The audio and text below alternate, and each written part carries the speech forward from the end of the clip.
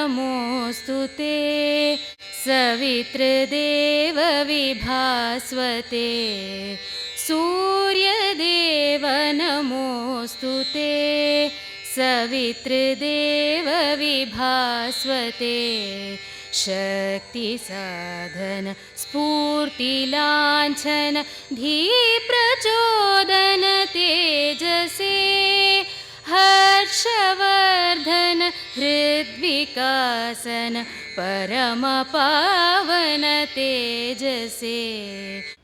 ಈ ವರ್ಷದ ಯೋಗ ದಿನದ ಘೋಷವಾಕ್ಯವೆಂದರೆ ಯೋಗ ಫಾರ್ ಹೆಲ್ದಿ ಏಜಿಂಗ್, ಅಂದರೆ ಆರೋಗ್ಯಕರ ವೃದ್ಧಾಪ್ಯಕ್ಕಾಗಿ ಯೋಗ ಎಂಬುದಾಗಿದೆ.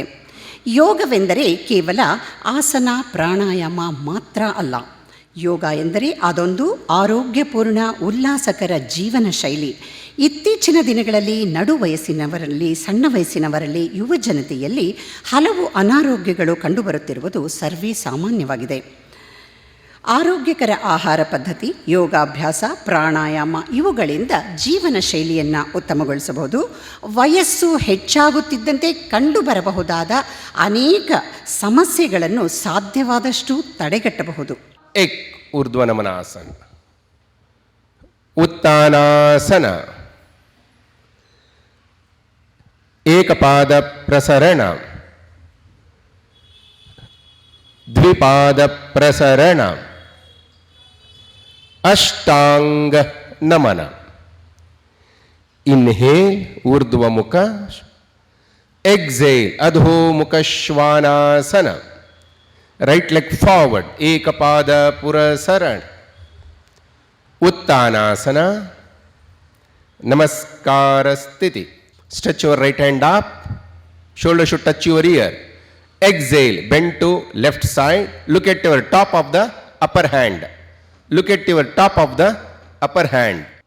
Exhale ಮಾಡ್ತಾ bend to right side. Look at your top of the upper hand. Look at your top of the upper hand. Normal, smooth, inhale, exhale. Be there for a while. Don't come back till I tell. Now, inhale, slowly come up. Exhale, join your right leg to left leg. Pull it up. Now, exhale, slowly bend forward. Close your eyes. Normal, smooth, inhale, exhale. You have to be there till I tell. ಅಲ್ಲೇ ಸ್ಥಿತಿನಲ್ಲೇ ಸ್ವಲ್ಪ ಹೊತ್ತು normal ಆಗಿ ಉಸಿರಾಟ ಮಾಡಬೇಕು.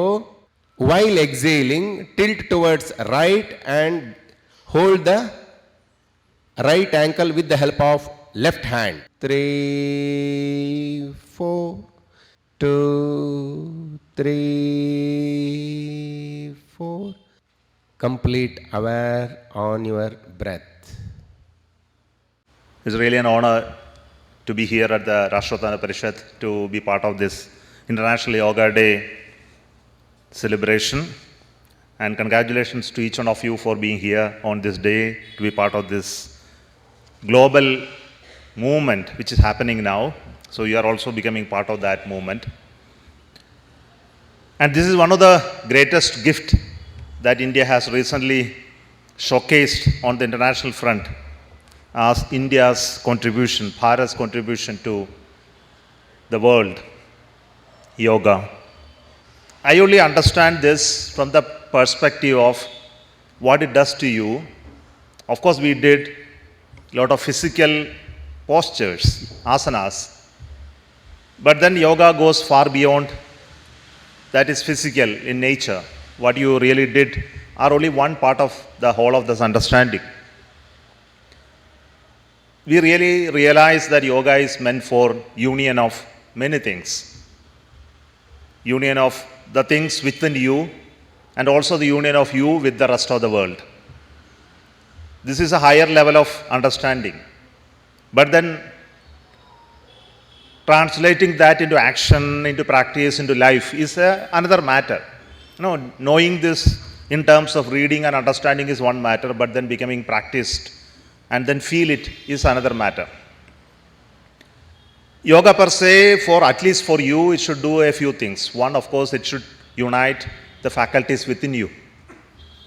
First, of course, is body. And that is the only vehicle that you have to survive on this world, and there is no other way. And if it ceases to function, you cease to function. And if it is not within your control, you no longer have anything to do with the rest of the world. So your body becomes very important faculty that you need to take care so that your rest of the faculties can work, including your mind, your emotions, and also your spirituality. I think all of this get connected in the process of yoga. I think that's what we understand. Some of you would have even understood, experienced, and many won't even reach the level that we are talking about.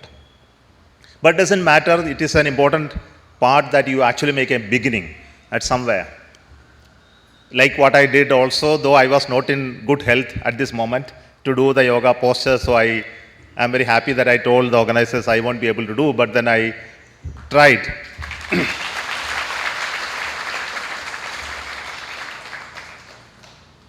But the second level of what you are talking about, the body is in your control. But then what about your mind, your emotions, and your spiritual connect with the rest of the world? I think all of us go through a lot of troubles in life. I think all of these are well known to all of you. Physical, emotional, the stressors, and also the interaction with the world brings in a lot of energies which are not so conducive for our growth. I think all this can be substantially removed if you really venture into yoga in a very focused manner, starting from the physical to its higher levels. I think that's what all the gurus and teachers have taught us. Possibly a few of you will ever travel in all those paths, I believe. But then today, being the International Yoga Day, I think we must all be very proud of the fact that making it global, making it international has something very significant. I think this is something all of us realize. As Bharat being a nation aspiring to become powerful, the power extends through many things. I think one of the power that extends to the world is the soft power, which is very evident. It is through the lifestyles that we demonstrate. It is through the cultural uniqueness that we demonstrate. It is with the global standing that we demonstrated.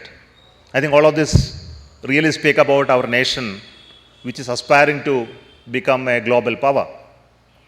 And yoga has really done that first thing that India's rooted, self-rooted in its culture, something which is coming to the world, which is irrespective of the religion, the regionality, and all those things, it can really connect with everyone. I think this is something very unique. And I'm sure that there are more things to go. Of course, our music, our traditions, our food cultures, I think all these are very important constituents of this soft power. And I am sure soon the UPI also will become the soft power that we are going to demonstrate to the world. I am very sure about that aspect. Even we think about our own money to become the soft power sometime. But then today, on the day of the International Yoga Day, let me greet each one of you for the wonderful step that you have taken. I know many of you are already well experienced with the yoga sessions that must be happening here and other places. So carry on and continue this tradition to pass on to the generations. I think that is also important, not just within you, but also to the people whom you know, your children, your family members, and all those acquaintances that you come to connect. ಕೃಣ್ವಂತೋ ವಿಶ್ವಮಾರ್ಯಂ. ವಿಶ್ವದ ಎಲ್ಲರನ್ನು ಶ್ರೇಷ್ಠ ವ್ಯಕ್ತಿಗಳನ್ನಾಗಿ ರೂಪಿಸುವುದು ಭಾರತದ ಆದರ್ಶ. ಇದೇ ನಮ್ಮ ಹಿರಿಯರು ನಮಗೆ ಹೇಳಿದಂಥ ಮಾತು. ಸಮಗ್ರ ವ್ಯಕ್ತಿ ನಿರ್ಮಾಣ ಅಂದರೆ ದೈಹಿಕವಾಗಿ, ಮಾನಸಿಕವಾಗಿ, ಬೌದ್ಧಿಕವಾಗಿ, ಭಾವನಾತ್ಮಕವಾಗಿ, ಆಧ್ಯಾತ್ಮಿಕವಾಗಿ ಮನುಷ್ಯ ಬೆಳಿಬೇಕು ಅಂತ ಅಪೇಕ್ಷೆ.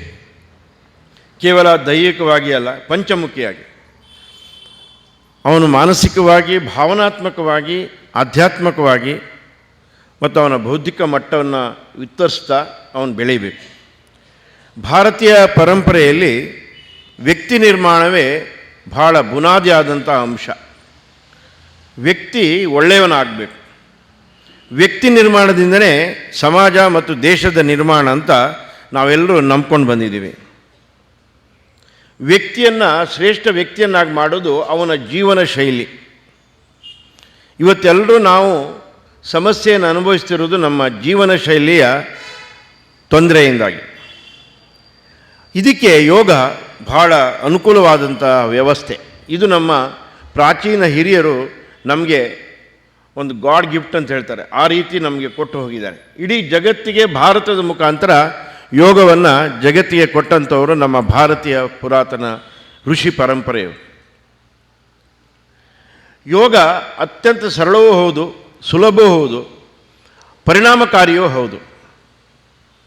ಅಷ್ಟಾಂಗ ಯೋಗದಿಂದ ನಮ್ಮ ಉಸಿರು, ಯೋಚನೆ, ಶರೀರ ಇದೆಲ್ಲವನ್ನು ಬ್ಯಾಲೆನ್ಸ್ ಅಂತ ಹೇಳ್ತಾರೆ, ಸಮತೋಲನವನ್ನು ಮಾಡುವಂಥ ಶಕ್ತಿ ಅಷ್ಟಾಂಗ ಯೋಗಕ್ಕಿದೆ. ಯಮ ನಿಯಮ ನಮ್ಮ ಜೀವನದ ವ್ಯವಸ್ಥೆಯನ್ನು ಚೆನ್ನಾಗಿ ರೂಪಿಸಿಕೊಳ್ಳಲು ತುಂಬ ಉಪಕಾರಿಯಾಗಿದೆ. ಡೂಸ್ ಆ್ಯಂಡ್ ಡೋಂಟ್ಸ್ ಅಂತ ಹೇಳ್ತೀವಿ. ಕಾನ್ಸ್ಟಿಟ್ಯೂಷನ್ ಪ್ರಕಾರ ರೂಲ್ಸ್ ಆ್ಯಂಡ್ ರೆಗ್ಯುಲೇಷನ್ ಫಾಲೋ ಮಾಡೋದು ಒಂದು ಭಾಗ, ಆದರೆ ನಮ್ಮ ಮನಸ್ಸನ್ನು ಸಂಯಮದಲ್ಲಿಟ್ಟು ಏನು ಮಾಡಬೇಕು ಏನು ಮಾಡಬಾರ್ದು ಇದು ನಮ್ಮ ಋಷಿ ಪರಂಪರೆಯಲ್ಲಿ ಯೋಗದ ಮುಖಾಂತರ ನಮಗೆ ಹೇಳಿಕೊಟ್ಟಿದೆ. ಪ್ರಾಣಾಯಾಮ ಅಭ್ಯಾಸದಿಂದ ನಮ್ಮ ಉಸಿರಾಟದ ಕ್ರಮಬದ್ಧತೆ, ಅನೇಕರು ಹೇಳ್ತಾರೆ ಹಿರಿಯರು, ನಮ್ಮನ್ನು ಭೂಮಿಗೆ ಇಷ್ಟು ಉಸಿರನ್ನು ತಗೊಂಡು ವಾಪಸ್ ಬಾ ಅಂತ ದೇವರು ಹೇಳಿದಾರಂತೆ. ಅಂದರೆ ಟೋಟಲ್ ಅದು ಎಷ್ಟು ಕೋಟಿ ಮಿಲಿ ಅದೆಲ್ಲ ಬೇಡ, ಆದರೆ ಇಷ್ಟು ಉಸಿರು ತಗೊಂಡ್ಮೇಲೆ ನೀನು ವಾಪಸ್ ಬರಬೇಕು ಅಂತ. ಅವಾಗೇನು ಮಾಡೋದೀಗ? ಬೇಗ ಬೇಗ ಉಸಿರು ತೊಗೊಂಡ್ರೆ ಅದು ಒಟ್ಟು ಟೋಟಲ್ ನಮ್ಮ ಡೆಪಾಸಿಟ್ ಖಾಲಿ ಆಗುತ್ತೆ, ಉಸಿರಿನ ಡೆಪಾಸಿಟ್ ಖಾಲಿ ಆಗುತ್ತೆ. ಸೊ ಉಸಿರಾಟವನ್ನು ನಿಧಾನ ಮಾಡಿದರೆ ಹೆಚ್ಚು ವರ್ಷ, ಭಾಳ ಸರಳವಾದಂಥ ವಿಧಾನ, ಈ ಭೂಮಿಯಲ್ಲಿ ಇರ್ಬೋದು.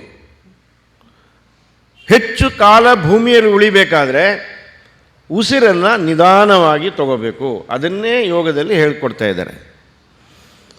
ಸೊ ನಮ್ಮ ಡೆಪಾಸಿಟನ್ನು, ಉಸಿರಿನ ಡೆಪಾಸಿಟನ್ನು ಕಂಟ್ರೋಲ್ ಮಾಡಬೇಕಾದ್ರೆ, ಅದು ದೀರ್ಘಕಾಲ ನಮ್ಮ ಡೆಪಾಸಿಟ್ ಉಳಿಬೇಕಾದ್ರೆ ಆ ಉಸಿರನ್ನು ನಿಧಾನವಾಗಿ ಖರ್ಚು ಮಾಡಬೇಕು.